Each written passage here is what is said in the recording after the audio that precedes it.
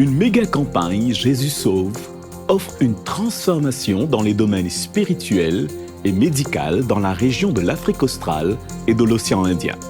Aux Philippines, la saison 2 de Kids for Jesus, ou les enfants pour Jésus, stimule l'évangélisation dans les écoles adventistes et conduit à plus de 1100 baptêmes.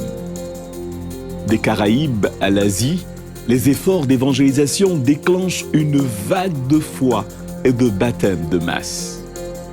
À 91 ans, Judy inspire la communauté par le bénévolat et la solidarité avec ADRA Brésil. Voici ANN qui vous présente maintenant ces histoires inspirantes et d'autres venant du monde entier. Restez avec nous.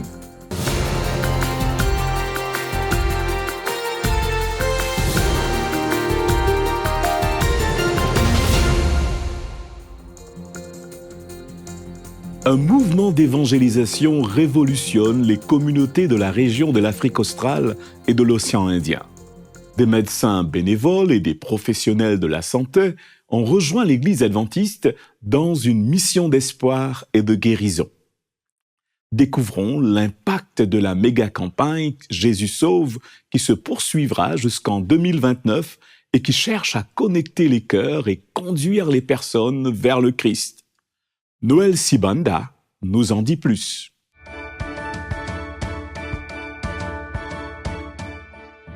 Le programme d'évangélisation de mars dans la division de l'Afrique australe et de l'océan Indien, baptisé Impact Zambie, a débuté cette semaine en Zambie avec plus de 900 sites d'évangélisation répartis dans les unions de fédérations du nord et du sud du pays.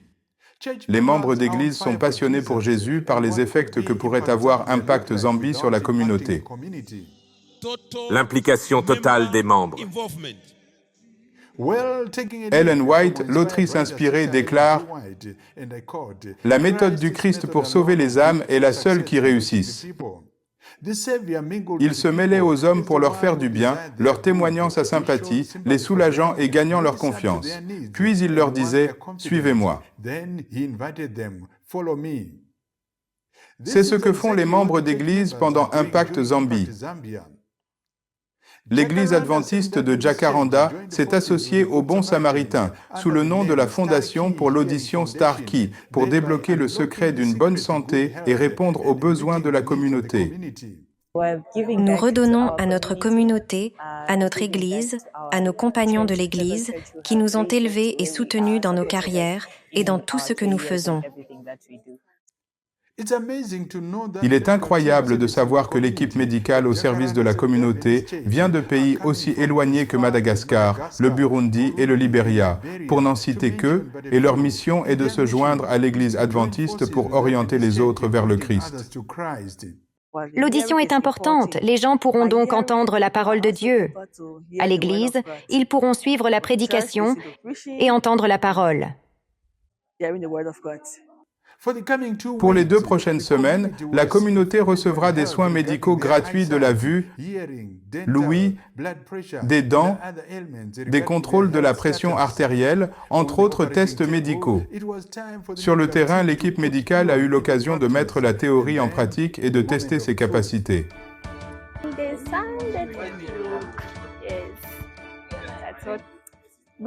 Bonjour, je m'appelle Christella Boutoyi. Je viens du Burundi. Je suis ici pour apprendre, aider et traiter l'audition des personnes.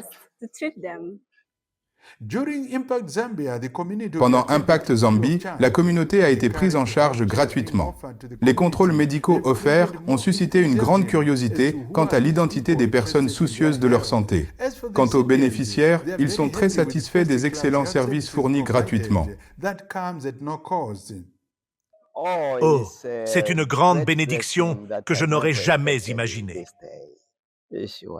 Salut, je m'appelle Samuel et je voudrais remercier Starkey d'avoir nettoyé mes oreilles. C'est vraiment un privilège. Ils font du bon travail et ce n'est pas tous les jours que nous bénéficions de services de ce genre.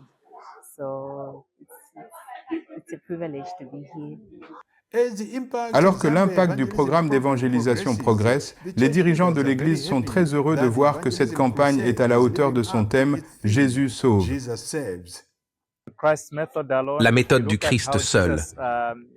Jésus a commencé et mené son ministère en s'assurant de répondre aux besoins de la communauté. Et c'est fondamentalement ce que nous essayons de faire ici. Nous avons ouvert nos portes à la communauté pour qu'elle vienne faire des contrôles médicaux.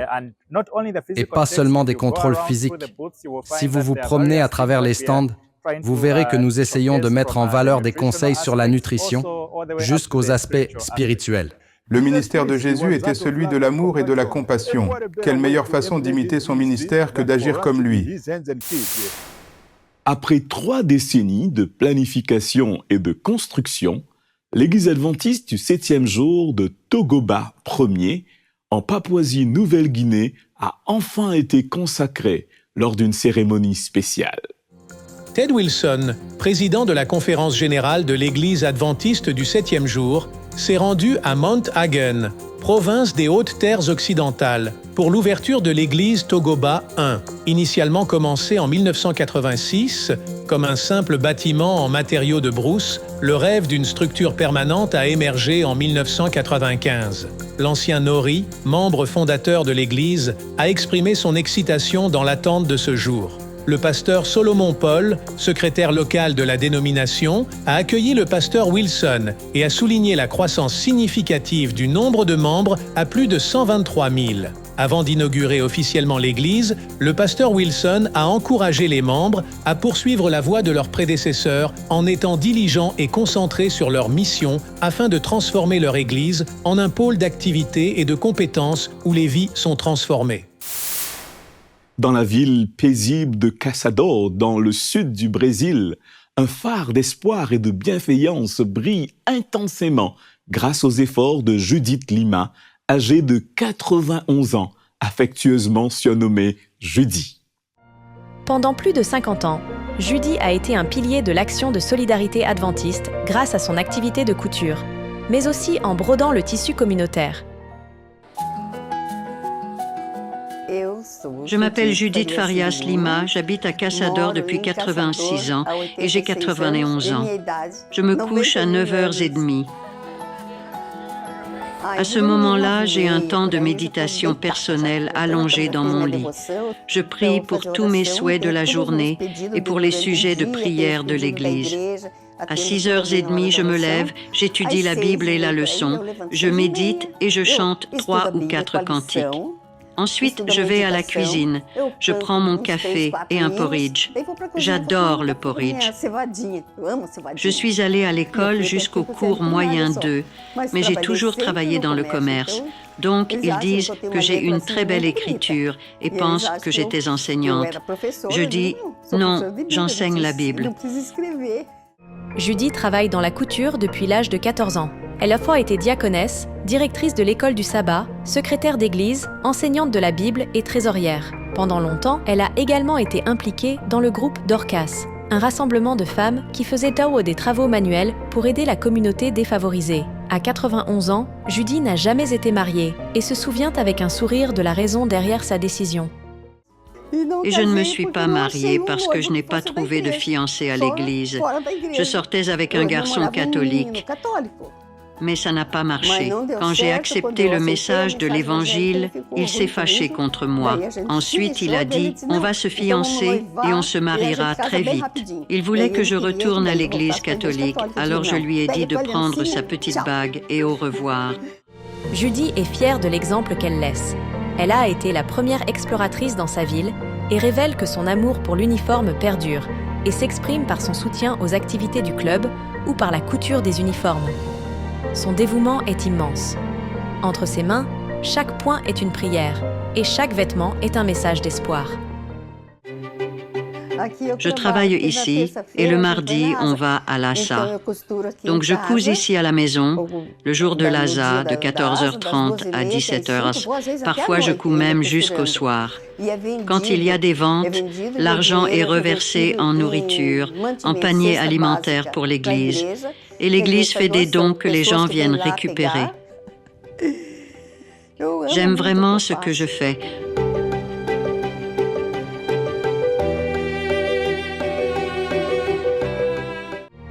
À 91 ans, ce que laisse Judy derrière elle est intimement lié au tissu de Caçador. À travers sa couture, elle a créé une communauté étroitement liée par l'amour et la solidarité. Elle possède un fort sens du but qui la guide dans tout ce qu'elle fait, comme elle l'explique.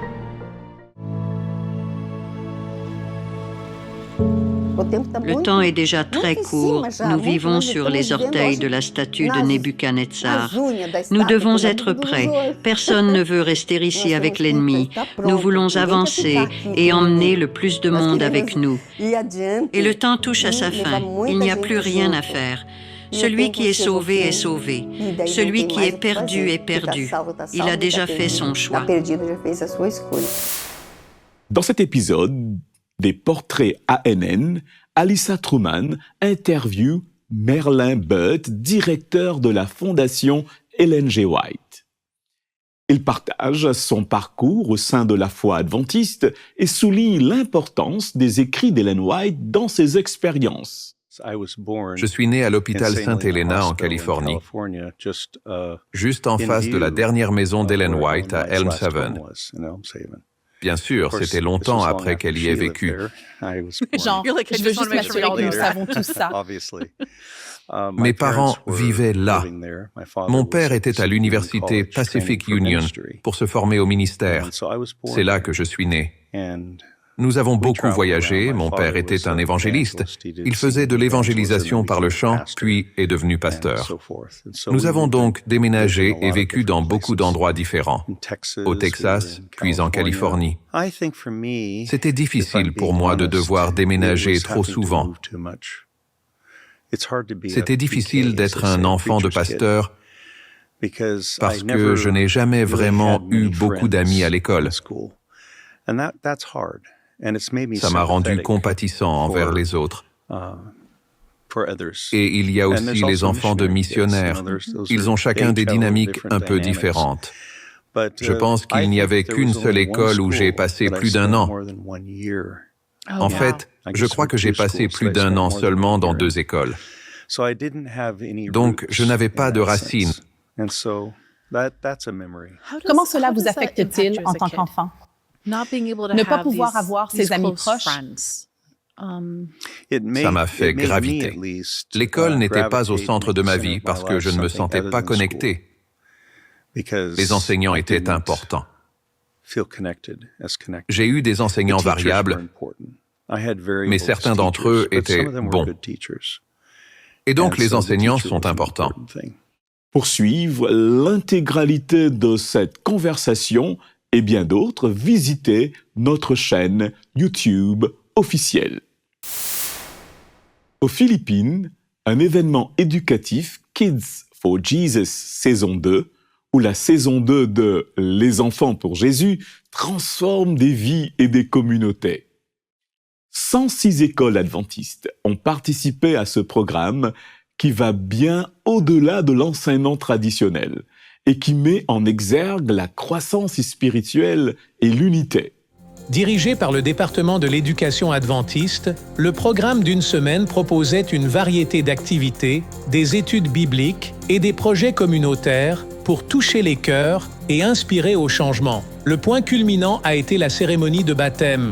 1153 étudiants, parents et membres de la communauté ont accepté Jésus comme leur sauveur. Conduit dans une atmosphère joyeuse de célébration, le baptême a été diffusé par Hope Channel Philippines et a souligné l'engagement des écoles adventistes dans la formation spirituelle des enfants dès leur plus jeune âge. Les parents ont reconnu l'impact positif du programme, notant le développement des compétences en prédication, en animation et en chant chez leurs enfants qui sont devenus plus expressifs et enthousiastes concernant les chants religieux. Le programme a eu un impact sur la vie spirituelle des communautés et a renforcé la foi et l'unité des familles aux Philippines. Nous nous rendons maintenant au Myanmar, un pays d'Asie du Sud-Est, où le département des ministères des femmes de l'Église adventiste du 7e jour de Yangon a organisé une convention de santé pour les femmes. La convention de 2 jours s'est tenue à l'église centrale de Yangon et visait à habiliter les femmes avec des connaissances essentielles en matière de santé et des stratégies pratiques pour promouvoir des modes de vie plus sains dans leur communauté. Environ 150 femmes de différentes régions à travers le Myanmar étaient représentées. La Convention a présenté un éventail diversifié d'intervenants, y compris des professionnels et des dirigeants, qui ont partagé des idées sur les principales questions de santé des femmes. L'événement a remporté un vif succès et les participantes ont félicité les organisateurs pour leur engagement envers le bien-être et l'habilitation des femmes. Les dirigeants de la santé ont encouragé les participantes à continuer de plaider en faveur de la santé des femmes et de favoriser un changement communautaire positif. Dans le nord de Davao, aux Philippines, plus de 1200 personnes ont été baptisées et ont accepté Jésus lors d'une vaste campagne d'évangélisation. Le succès de cette initiative est attribué à l'implication totale des membres dans la diffusion du message évangélique.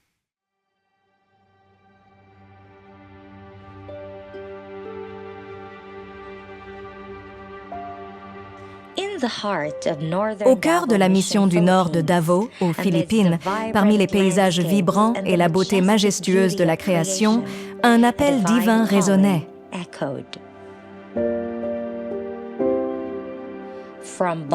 Des villes animées aux villages reculés, des âmes se rassemblent sous l'étreinte de l'amour de Dieu, unies dans la foi et un but. Des réunions d'évangélisation dirigées par des laïcs se sont tenues dans 82 lieux, témoignant d'un humble esprit de communauté et de service. Du 17 au 23 mars, les cœurs et les esprits se sont unis. Des voix ointes, des instruments de la grâce de Dieu, des serviteurs rachetés comme le pasteur Rudy Satomoram, secrétaire de l'association pastorale de la division du Sud de l'Asie et du Pacifique. Nous vous remercions pour les responsables de la mission du Nord de Davao, les administrateurs, directeurs de département et tout le personnel. Pour tous les pasteurs, les anciens, diacres et diaconesses et également pour l'équipe des groupes de soutien. Nous voyons vraiment des effets concrets de l'implication totale des membres de cette mission. Pasteur René Rosa, vice-président, directeur de l'IEL et de la NDR de l'Union de Mission du Sud-Est des Philippines, et le pasteur Ray de la Cruz, secrétaire de l'association pastorale de la même union, étaient tous prêts à partager sa parole. They all stood ready to share his word. Non seulement notre visite a encouragé nos frères dans leur travail, mais nous, les pasteurs, avons également été inspirés, car nous avons vu l'accomplissement du travail.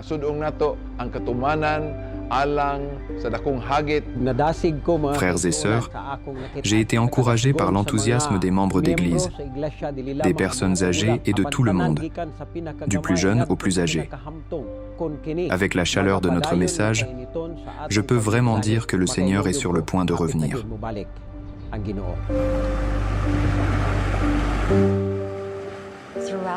Tout au long de la semaine, la mission était claire: diffuser le message de la foi et de la communauté.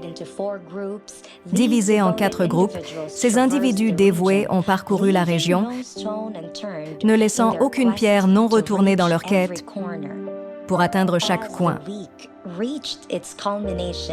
À l'apogée de la campagne, dans 11 sites sélectionnés, les cœurs étaient émus et les âmes touchées, conduisant à 1226 baptêmes. À travers le dévouement infatigable et la foi inébranlable de ses serviteurs, les barrières ont été brisées et son amour a coulé librement. Des moments comme ceux-ci tissent des fils d'espoir et d'unité, nous rappelant la puissance de la croyance collective.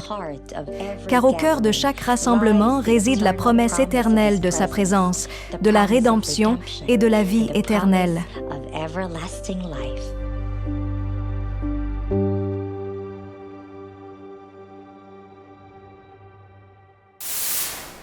L'Église adventiste du 7e jour, dans la région interaméricaine, a célébré l'aboutissement d'efforts d'évangélisation intenses lors d'un programme diffusé en direct depuis San Pedro Sula à Honduras.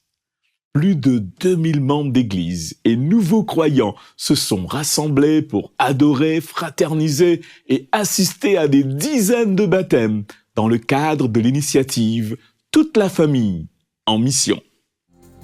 Le programme a commencé avec l'exécution du chant Majesté par l'orchestre symphonique local et une chorale accompagnée par la congrégation de l'Université technologique du Honduras à San Pedro Sula. Cela a été suivi par un défilé de drapeaux représentant les pays du territoire interaméricain. Le pasteur Adán Ramos, président de l'Église adventiste du 7e jour au Honduras, a accueilli les participants. Nous sommes très enthousiastes et heureux de vous accueillir en ce grand jour que nous attendons depuis de nombreux mois. Nous représentons tout d'abord toute l'Union du Honduras et les 8 unions qui se sont unies pour participer à ce grand effort missionnaire appelé « Épouser notre unique espérance ». Nous avons déjà commencé à apprécier et à nous réjouir de la façon dont des personnes ont été unies au Christ par le baptême et nous continuons à célébrer. Et ce matin, non seulement ici au Honduras, mais dans ces 8 unions, plus de personnes s'uniront à Jésus-Christ. Bienvenue à chacun et que Dieu vous bénisse. Lors de son message spirituel le samedi matin, le pasteur Eli Henry, président de l'Église adventiste du 7e jour dans la région interaméricaine, a encouragé les dirigeants, les membres et les nouveaux croyants à reconnaître la mission que Dieu a pour eux. Dieu a un plan très spécial pour toi, pour moi. Le pasteur Henry a appelé la congrégation à avancer avec Dieu malgré les défis. Dieu a une vision plus grande pour toi. Au-delà de ces problèmes, il y a Dieu et ce futur qu'il a pour chacun de vous.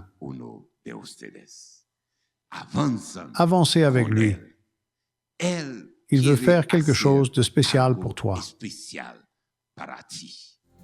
Le programme s'est conclu par des centaines de baptêmes simultanés, à la fois sur place et à l'étranger, mettant en lumière le dévouement des membres et des dirigeants de l'Église à répandre l'Évangile dans leur communauté.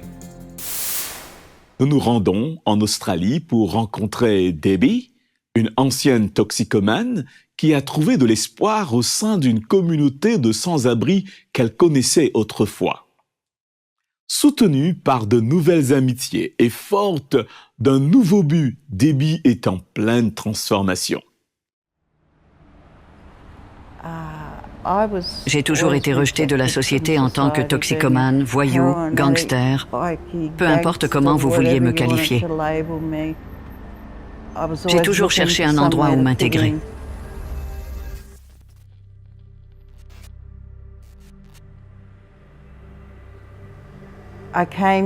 Je suis venue ici quand j'étais sans abri.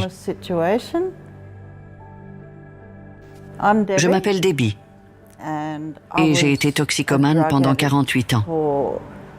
J'ai fait de la prison, j'ai suivi des cures de désintoxication, j'ai séjourné dans des refuges, j'ai subi des violences domestiques et ça m'a endurci. Depuis le début, les drogues avaient ruiné ma vie. Il n'y avait jamais de repas, jamais de dîner sur la table. C'était toujours des luttes, après lutte, après lutte. Il y a 10 ans, je suis venue ici à la soupe populaire et je me souvenais toujours de la gentillesse des gens et de ce que je ressentais en partageant un repas communautaire. Ça m'a marqué. Un jour, j'ai vu tous les fruits et légumes. Je suis allée à la porte arrière et j'ai demandé « Est-ce que vous avez besoin d'un bénévole ?» Et le gars a dit « Oui, vous êtes la bienvenue. Venez demain à 8 heures. » Pour la première fois, j'avais cette responsabilité de me lever et d'aller quelque part.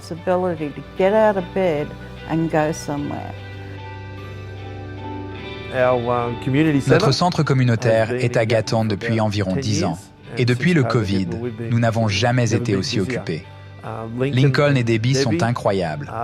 Ils aiment être ici, et nous les aimons ici. Je me suis fait des amis ici qui ne se droguent pas et ne boivent pas. C'est la première fois de ma vie que je suis dans une communauté où on me respecte. Elle semble assez heureuse. Oui, moins de disputes. Elle est en très bonne santé. Je ne suis pas sûre si c'est à cause de tous les légumes que nous mangeons.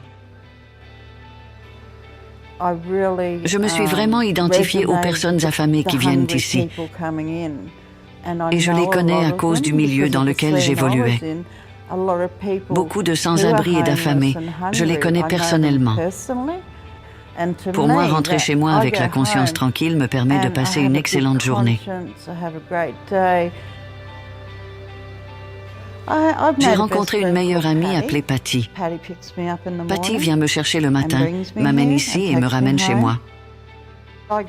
On me propose de sortir entre filles et c'est nouveau pour moi. Être simplement accepté est vraiment, vraiment génial. Peut-être que je pourrais réellement accomplir quelque chose pour aider d'autres toxicomanes et alcooliques. Je profite beaucoup plus de ma vie. Je sors beaucoup plus. Je grandis chaque jour. Et les gens autour de moi peuvent voir le changement. Je suppose que c'est une croissance spirituelle.